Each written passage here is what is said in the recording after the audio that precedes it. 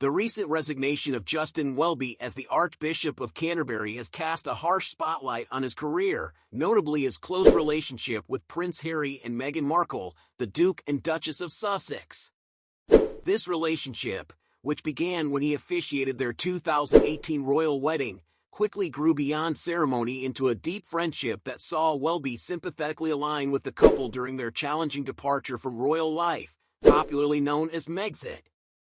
Welby, who has often expressed that the royal family faces unimaginable pressures, even compared their public lives to life without parole and frequently defended Harry and Meghan in media appearances, leading to whispers in royal and church circles that he was under their spell. But the controversial resignation was not due to his royal affiliations. It stemmed from accusations that the Church of England, under his leadership, ignored and allegedly covered up a history of abuse by John Smyth, a prominent evangelist and longtime acquaintance of Welby. These dual narratives of Welby's relationship with the Sussexes and his controversial departure underscore complex questions about his judgment and legacy. Welby's initial bond with Harry and Meghan began in 2018 with numerous private meetings to prepare for their high-profile wedding, held at Windsor Castle. Through these interactions, Welby and the Sussexes reportedly developed a close rapport. However, this relationship soon invited scrutiny. The first stir of controversy came when Meghan claimed in a 2021 interview with Oprah Winfrey that she and Harry had exchanged personal vows with Welby in a private backyard wedding just days before the formal ceremony.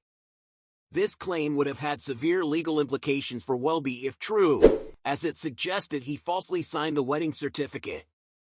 Welby swiftly dismissed the statement, clarifying that only the official ceremony was legally binding.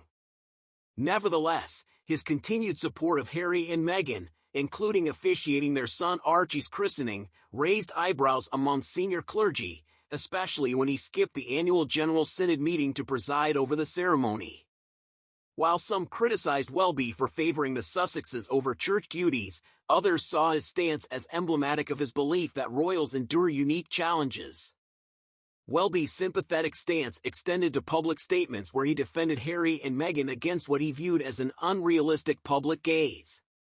In interviews, he suggested that royals, like the Sussexes, were entitled to live beyond the public's idealized expectations. His comparisons were often bold, even suggesting that Harry might struggle with a fate similar to Edward VIII, the former king who abdicated to marry American socialite Wallis Simpson.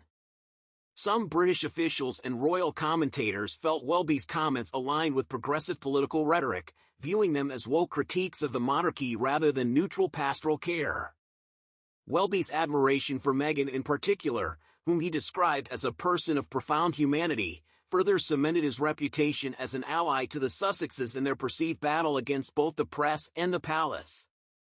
Meanwhile, Welby's resignation followed a severe backlash stemming from his historic connection to John Smyth, a barrister accused of abusing over 100 young men and boys. Smith's abuse spanned decades, and allegations against him first surfaced in the 1970s at evangelical camps where Welby and Smyth initially worked together. Despite knowledge of the allegations, it wasn't until 2017 that an investigation began, far too late to hold Smyth accountable in court. Smyth continued his work abroad, including in Zimbabwe, allegedly with Welby's financial support, though Welby maintained he was unaware of Smith's criminal actions at the time. The recent report, however, claims that Welby ignored early warnings, causing many to question his credibility and moral compass. The scandal, compounded by more than 10,000 signatures on a petition calling for his resignation, led to Welby's reluctant departure, marking the end of an era.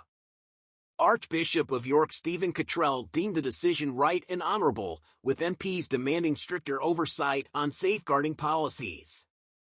This ending leaves Welby's legacy as a dichotomy. While he will be remembered as a confidant to Harry and Meghan and a rare figure attempting reconciliation within the fractured royal family, he also exits under a cloud of criticism for his perceived moral lapses. With this resignation, his once prominent influence in royal matters and the Church of England fades, leaving a legacy complicated by his intertwined roles as a royal confidant and a leader accused of ignoring deep-rooted abuse within his institution.